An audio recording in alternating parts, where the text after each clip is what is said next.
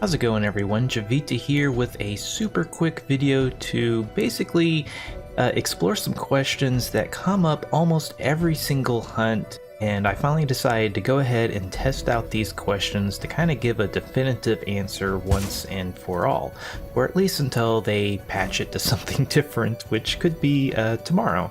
So anyway, the first one is, how does experience work in combat, particularly the great hunts where you're trying to hit as many creatures as possible, but if they don't die within a certain amount of time, then you don't get experience. So the first question is how long after you first hit that creature can you still get experience once it dies? And basically the answer is 30 seconds. I did numerous experiments, and leading up to 30 seconds I got experience, and immediately after 30 seconds no experience. Interesting enough, even if you get like elemental resisted, or if you do no damage because your attack was resisted, you will still get experience as long as they die within that 30 seconds. So you don't have to worry too much about that if experience is your only real concern.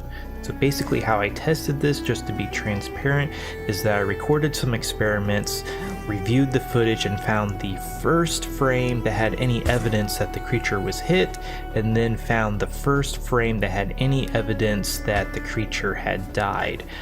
So coincidentally, the evidence that the creature was hit was usually the poison debuff from the emerald bow showing up, and then generally the experience gained was the first indication that the creature had died.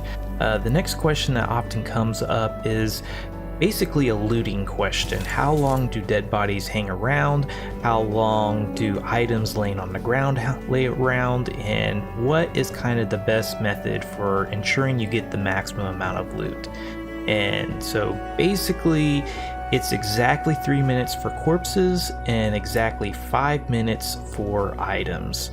So basically it's better, if you're not sure you're going to be able to get the corpses, it's better to maybe let them lie for just a little bit, come back to them, shoot them, loot them, and then just let the items lay, because they're going to stick around laying on the ground a lot longer than the defeated animal is going to stick around.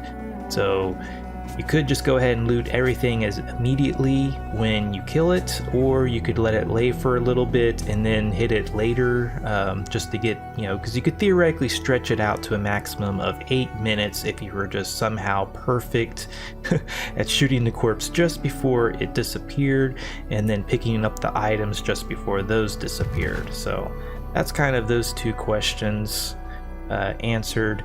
As well as another question that often comes up is, how does loot work in general? So basically it's instanced.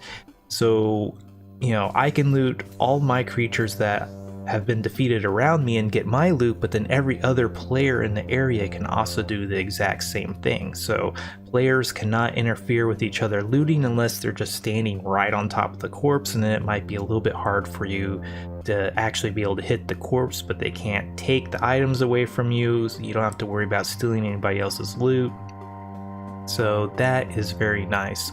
The only way another player can affect your loot is if they drop a bomb, and then that will kind of like displace the animal corpse a little bit, but really has no effect beyond that. I suppose if you do it just right, you might be able to knock a corpse into the lava or something, but items actually resting on the ground are not affected by bombs. It's only the corpses, and also apparently the loot boxes that are inside of the meteors can be kind of knocked around using bombs. So another interesting little tidbit there. But anyway, that was pretty much those few questions answered as quickly as possible. This was pretty interesting to look into. Anyway, this was Javita. Thanks for watching. If you liked this video, be sure to hit that like button, subscribe if you want to see more like this, and if you want to feel good about yourself and get cool perks at the same time, check out my Patreon page. As always, if there's anything you didn't like, please let me know down below. Until next time, peace.